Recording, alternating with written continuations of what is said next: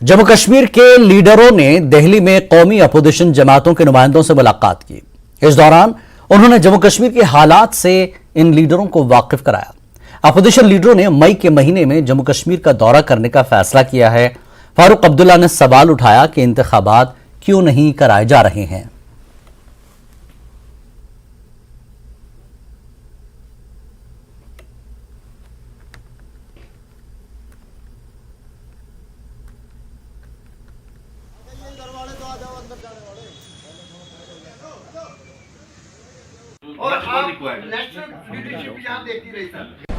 देखिए, आज हमें बहुत खुशी है कि हम लोग इन नेताओं को बुला सके और जम्मू कश्मीर की पार्टीज के लोग आए थे, 13 पार्टीज के। उन्होंने ये इनके सामने रखा कि साहब जम्मू कश्मीर में स्टेटहुड बहाल किया जाए और जबकि सिचुएशन नॉर्मल है तो इलेक्शन क्यों नहीं किया जा रहा है। यही हमने इनके सामने रखा है और इनने हमें आश्वासन दिया है, जैसे ये बोलेंगे शरद पवार जी आपके सामने, कि हम आपके साथ हैं इस मामले में और हम ये पार्लियामेंट में भी हर जगह उठाएंगे कि ये मुद्दे पूरे होने चाहिए। सर, जो स्टेक होल्डर है मेन सरकार, क्या अमित शाह और पीएम से आप मिलेंगे? क्या सरकार? देखिए, पहले हम लोगों ने अपने लीडरों से बात की है, अगर जरूरत पड़ी तो उनसे भी मिलेंगे, कोई ऐसी बात नहीं मिलेगी। एक करेक्शन सेशन तैयार किया है कि जो डॉक्टर साहब ने अभी 2 इश्यूज बताए, इसमें हम सब लोग शामिल है, सहमति है हमारी। और यहाँ तक नहीं, मगर हमने उनको सुझाव दे दिया कि हम सब लोग श्रीनगर आने के लिए तैयार है। वहाँ आकर ये जो वहाँ के लोगों की दर्द है वो सुनकर उनको एक भरोसा देने के लिए हमारी तैयारी है। All the leaders here, all leaders, have agreed that we will go after the Ramzan in May to visit Jammu and Kashmir. All party delegation. All party delegation will go at the invitation of Farooq Saab. Have the leaders agreed that they will wait for elections if the statehood, if the government starts the process for granting statehood to Jammu and Kashmir? So would they wait for elections, or do they want elections? There is no big process to grant statehood. Don't make that a big issue. I mean, like there was no big process in dissolving that state, which they did overnight, suddenly. Statehood restoration is not a big issue. It is a political decision the government must take, and that is what. And they have been announcing that they want to restore it at the appropriate time. This is the appropriate time. In fact, it's getting delayed. Farooq Abdullah की क़यादत में जम्मू कश्मीर की opposition सियासी जमातों के लीडरों ने election commission of India के commissioner से मुलाकात की। वफ्द ने इलेक्शन कमिश्नर को एक याददाश्त पेश की। कमीशन ने वफ्द से कहा कि वो जल्द इंतखाबात कराएगा। फारूक अब्दुल्ला ने कहा कि वो जम्मू कश्मीर को मुकम्मल रियासत का दर्जा देने की मांग करते हैं और फौरी तौर पर इंतखाबात चाहते हैं। फारूक अब्दुल्ला ने रियासती हैसियत के सवाल पर वजीर आजम और वजीर दाखिला से मुलाकात के बारे में न्यूज़ 18 को बताया कि वो इससे दस्तबरदार नहीं हुए, रियासत के दर्जे की बहाली के लिए जद्दोजहद जारी रखेंगे।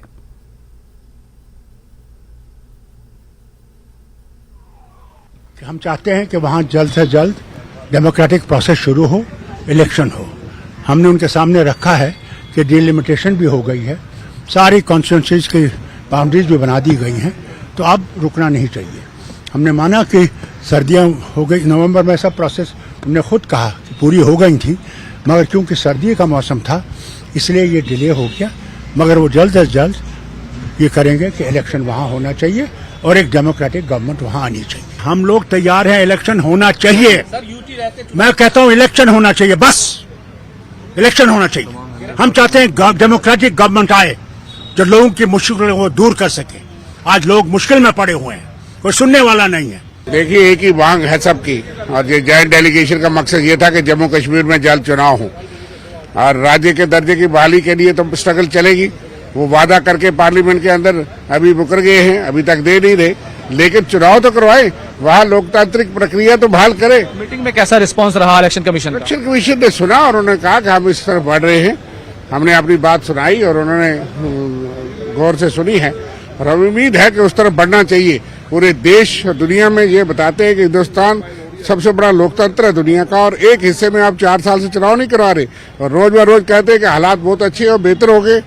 2019 के बाद अगर बेहतर हो गए, सरकार खुद कहती है चुनाव क्यों नहीं। जम्मू कश्मीर में हमेशा चुनौतियों के बीच में चुनाव हुए हैं, क्योंकि आतंकवाद का और अलगाववाद का और पाकिस्तान को एक जवाब चुनाव भी होता है। तो सीधे तौर पर सब लोग ये चाहते हैं कि चुनाव हो और पाकिस्तान को और अलगाववाद को चुनाव के जरिए से जवाब दिया जाए। तमाम तरह के सवाल हैं। बहरहाल भारतीय जनता पार्टी की आलोचना भी है, लेकिन बड़ा अहम सवाल यही है कि चुनाव आयोग के सामने इस तरह से देरी चुनाव में करने का सवाल उठाया है, तो चुनाव आयोग की तरफ से कहा गया है कि जम्मू कश्मीर में जल्द ही वो चुनाव कराएंगे। कैमरामैन प्रहलाद के साथ खुर्रम शहजाद, न्यूज़ 18 दिल्ली। पीडीपी सदर महबूबा मुफ्ती ने जम्मू में प्रेस कॉन्फ्रेंस की। महबूबा मुफ्ती ने पुंछ की मंदिर में शिवलिंग पर जल अभिषेक मामले पर कहा कि इस मामले पर कोई शोर शराबा नहीं होना चाहिए। उन्होंने कहा कि वो कोई गलत काम नहीं किया है। की क्या बात है इसमें? हम एक सेक्युलर मुल्क में रहते हैं जहां गंगा जमुना तहजीब है। वहां हमारे जो यशपाल शर्मा ने वो मंदिर बनाया है और उनके बेटे चाहते थे मैं अंदर जाके देखूं, तो मैंने मंदिर देखा जो उन्होंने बनाया, बड़ी मेहनत से बनाया, बड़ा पुंछ वालों ने बहुत दिल खोल के पैसा दिया है। और उसके बाद वहां किसी ने मेरे हाथ में बड़ी श्रद्धा से पानी का लोटा रख दिया कि आप इस पे डालिए। तो जब कोई इतनी श्रद्धा से इतनी प्यार से आपसे कोई बात करे तो आप तो उसको दिल तो नहीं तोड़ेंगे, नहीं मैं नहीं डालूंगी। तो उन्होंने कहा तो मैंने डाल दिया। साबिक वजीर आला महबूबा मुफ्ती से मुताल्लिक एक सवाल के जवाब में मनोज सिन्हा ने कहा कि अब तक 47 मुलाजमीन को उनकी खिदमात से बरतरफ किया जा चुका है। उनका दहशतगर्दी से ताल्लुक था। एलजी ने कहा कि उन्होंने दहशतगर्दों को नौकरियां देने का जो बयान था वो हक़ायक़ पर मबनी था, क्योंकि बहुत से लोगों के खिलाफ कार्रवाई हो चुकी है।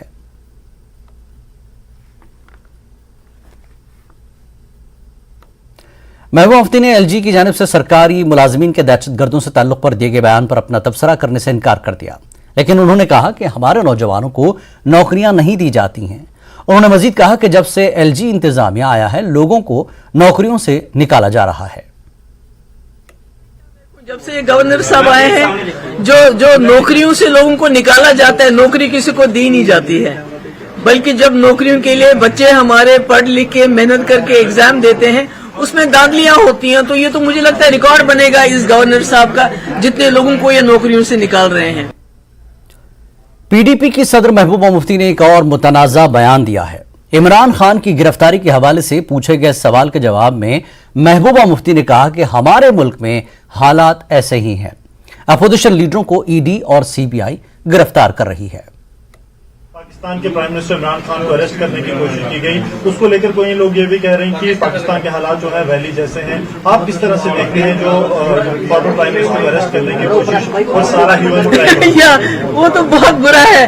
पर हमारे यहाँ तो लोग ministers, x ministers, home minister उनको अरेस्ट करके जेल में डालते हैं, तो ये तो मसला तो कोई मुझे लगता है डिफरेंट नहीं है। अगर वहां पर इमरान खान को वो बंद करना चाहते हैं जो एक्स प्राइम मिनिस्टर है, आपको याद होगा नरसिम्हा राव जी वो भी जेल गए हमारे यहाँ, और ये तो कानून की बात है। मगर हमारे यहाँ तो इस वक्त जो हो रहा है, जो ईडी और सीबीआई का जिस तरह से गलत इस्तेमाल हो रहा है, जो अपोजिशन के लीडर्स को जेलों में डाल दिया जाए, जैसे सिसोदिया की बात करें, ये जो कविता की बात करें जिसको बुलाया गया है, ये लालू प्रसाद यादव की बात करें, शिवसेना के जितने भी अपोजिशन लीडर हैं उनको जेलों में डाल दिया जा रहा है। तो ये तो मुझे लगता है कोई पाकिस्तान में कोई नई बात नहीं हो रही है जो यहाँ नहीं हो रही है। जम्मू कश्मीर अपनी पार्टी के सीनियर नायब सदर गुलाम हसन मीर का कहना है कि बीजेपी के खिलाफ मुश्तरका अपोजिशन एक खुशफहमी की सोच है। दहशतगर्दी से मुंसलिक लोगों की मुलाजिमतों के बारे में एलजी के बयान पर रद्दअमल जाहिर करते हुए गुलाम हसन मीर का कहना है कि हुकूमत ऐसे मुलाजमीन के खिलाफ कार्रवाई कर सकती है, लेकिन कानून के मुताबिक अमल किया जाना चाहिए। वह श्रीनगर में न्यूज़ 18 के डिप्टी एडिटर शब्बीर अहमद से बातचीत कर रहे थे। अपनी पार्टी के सीनियर वाइस प्रेसिडेंट गुलाम हसन मीर हमारे साथ मौजूद हैं। मीर साहब, सब लोग दिल्ली चले गए हैं और इलेक्शन कमिश्नर से मिल रहे हैं, बाकी पार्टी से मिल रहे हैं, कह रहे हैं कि हम कश्मीर के लोगों के मसाइल रख रहे हैं, अपनी पार्टी के लोग क्यों नहीं? बहुत अच्छा सवाल किया आपने।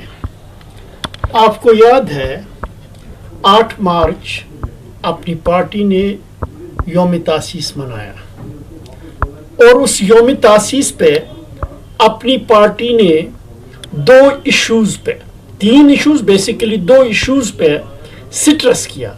एक था रेस्टोरेशन ऑफ स्टेटहुड, दूसरा था Phori assembly elections. That was message to the country as a whole, a demand from the people of Jammu and Kashmir through अपनी party. It prompted other political parties कि बात तो है, इन्होंने तो मैदान मार लिया, why not to do some action. ठीक, जम्मू कश्मीर अपनी पार्टी इस चीज में है जिस तरीके से सबसे पहले हमने आवाज दी कि फौरी तौर इलेक्शंस करें। काश ये जो पॉलिटिकल पार्टियां बैद में जाग जाती हैं। इसी तरह हमने रेस्टोरेशन ऑफ स्टेटहुड के लिए बात की थी, अगर ये हमारे साथ चले होते तो शायद आज रेस्टोरेशन ऑफ स्टेटहुड का मसला हल होता। ये सिर्फ पॉलिटिकल एडवांटेजेस की बातें करते हैं। इलेक्शंस के लिए अपनी पार्टी जिस तरीके से फाइट करती है, हर सतह पर फाइट करती है कि जम्मू कश्मीर के लोगों को बाइख्तियार बनाने की ज़रूरत है, असेंबली इलेक्शंस करने की ज़रूरत है। अपनी पार्टी स्टैंड्स फॉर दैट। एक और चीज़ आपने कई बार बात की, आपकी पार्टी ने कई बार बात की, 47 मुलाजमीन का लेफ्टिनेंट गवर्नर ने एक बयान दिया कि 47 मुलाजमीन को निकाला टेरर लिंक्स के मामले में। कई लोग ये कहते रहे हैं बशमूल आपकी पार्टी कि उन्हें नहीं सुना गया। फिर किस तरह इस पूरे मामले को आप किस तरह देखते हैं, जब लेफ्टिनेंट गवर्नर कहते हैं कि पुराने लोगों ने इन लोगों को लगाया था नौकरियों में जिनके टेरर के साथ ताल्लुकात थे? देखिए, यहाँ सर्विसेज हो कोई भी हो, we are governed by rule of law. अगर किसी को नौकरी से बर्खास्त किया जाता है या उसके खिलाफ कोई एक्शन की जाती है, यहाँ का फंडामेंटल लॉ है opportunity is being given to heard. हमारा इसमें यही है, जो भी प्रोसेस करें, गलतियां हुई होंगी, गलत हुआ होगा, लेकिन due process of law should be followed. Jammu Kashmir national conference का कन्वेंशन अरिगाम बडगाम में मुनक्किद किया गया। उमर अब्दुल्ला ने कन्वेंशन से खिताब किया। उन्होंने कहा कि जम्मू कश्मीर के अवाम एक मुश्किल दौर से गुजर रहे हैं। जमहूरी मुल्क में अवाम को परेशान नहीं करना चाहिए। अवाम मुखालिफ पॉलिसियों की वजह से जम्मू कश्मीर का इंतजामिया खुश और अवाम नाखुश है। उन्होंने इल्जाम लगाया कि हुकूमत लोगों से जमीन और घर लेने के बाद प्रॉपर्टी टैक्स वसूल कर रही है। एनसी सीनियर लीडर ने कहा कि नौजवानों को रोजगार के नाम पर धोखा दिया जा रहा है। उमर अब्दुल्ला ने कहा कि एनसी ही बीजेपी को जम्मू कश्मीर में रोक सकती है।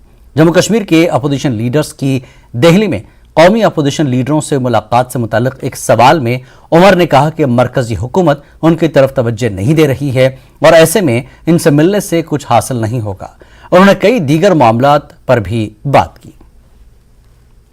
जहाँ तक मैं जानता हूँ, पिछले दिनों जम्मू में एक ऑल पार्टी मीटिंग हुई, वहाँ पे ये बात चली कि वो सब दिल्ली आके दूसरे लीडरों से मिलना चाहते हैं और इलेक्शन कमीशन को एक डेलीगेशन लेके जाना चाहते हैं। वो इलेक्शन कमीशन से पूछना चाहते हैं कि आखिरकार जम्मू कश्मीर के लोगों की क्या खता है कि पिछले 5 साल से यहाँ इलेक्टेड गवर्नमेंट जो है हमें दी नहीं गई है। पिछला इलेक्शन असेंबली का हमारा 2014 में हुआ। ये शायद सबसे लंबा अरसा रहा है जबकि इतना बड़ा गैप रहा है इलेक्शन असेंबली इलेक्शन के दरमियान। इलेक्शन का ऐलान गवर्नमेंट नहीं करती। इलेक्शन करने का फैसला जो है वो इलेक्शन कमीशन का होता है। अगर प्राइम मिनिस्टर मोदी को इलेक्शन का ऐलान करना होता, हम प्राइम मिनिस्टर से मिलते। अगर इलेक्शन का ऐलान होम मिनिस्टर को करना होता, हम होम मिनिस्टर से मिलते। लेकिन इलेक्शन का ऐलान इलेक्शन कमीशन करती है, इसलिए वो इलेक्शन कमीशन को मिलने जा रहे हैं। नेशनल कॉन्फ्रेंस लगातार अपोजिशन से मिल रही है, तो मकसद क्या है, क्या प्लान है आगे? जम्मू कश्मीर में इलेक्शन अपोजिशन के अलावा और तो कोई है ही नहीं। हुकूमत से मिलने का कोई फायदा नहीं, क्योंकि ये लोग तस से मस नहीं, ये लोगों को सिर्फ परेशान करना चाहते हैं। और जब हमने कभी गवर्नमेंट से मिलने की कोशिश की, गवर्नमेंट ने हमें टाइम दिया नहीं, तो अब हमने मिलना ही बंद कर दिया। कोई फायदा नहीं। अब हम आप लोगों के जरिए जो है अपनी बात उन तक पहुंचाते हैं। इंजीनियर रशीद अभी तक बंद है, बहुत लोग बंद हैं। आप सिर्फ इंजीनियर रशीद की क्यों बात करते हो? बहुत से ऐसे बंद हैं। हम तो चाहते हैं कि सारे रिलीज हो जाएं। इतने नौजवान हैं जो बंद हैं, हम चाहते हैं कि वो सारे जो है अपने घर वापस आ जाए। इसलिए तो मैंने कहा कि हम जम्मू कश्मीर से पीएसए का कानून हटाना चाहते हैं। हम कोई धोखा नहीं दे रहे ना। कैसे धोखा दे रहे हैं? हम कहाँ धोखा दिया हमने? जैसे हम कहते हैं वैसे हम करते हैं।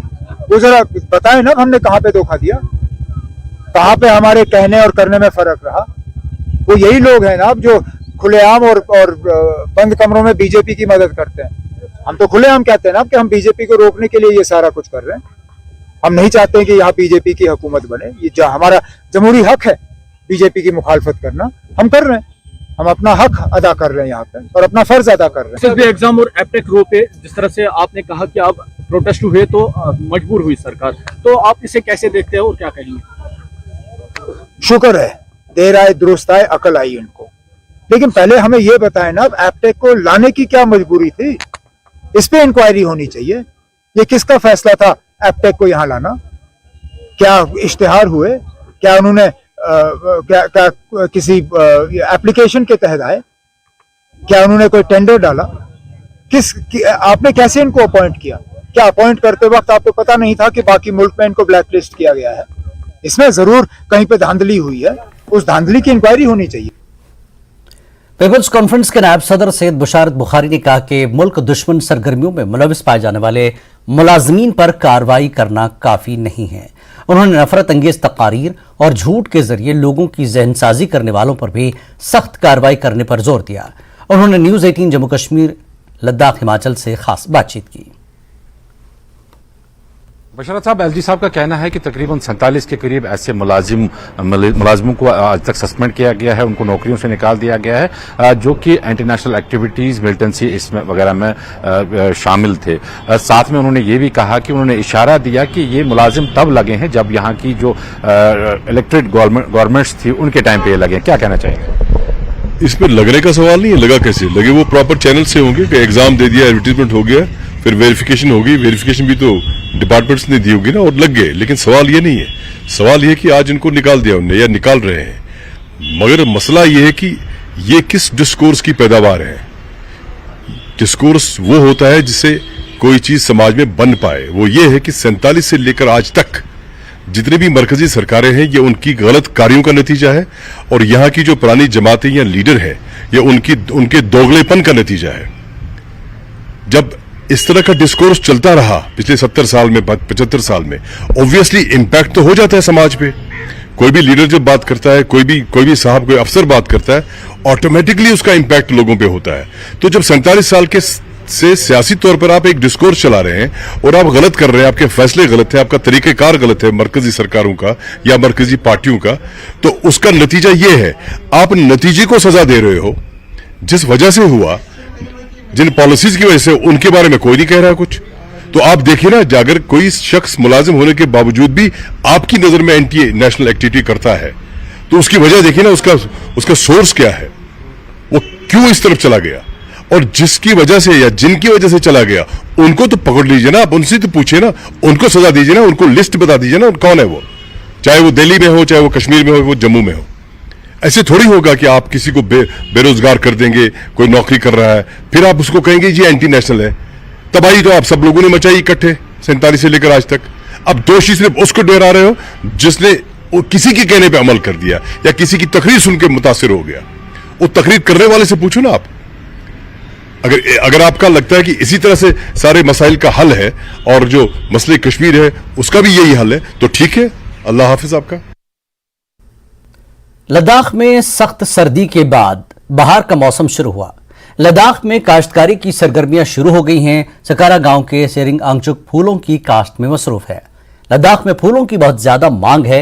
न्यूज 18 से बात करते हुए आंगचुक ने कहा कि लद्दाख पॉलीकार्बोनेट ग्रीन हाउस काफी फायदेमंद है।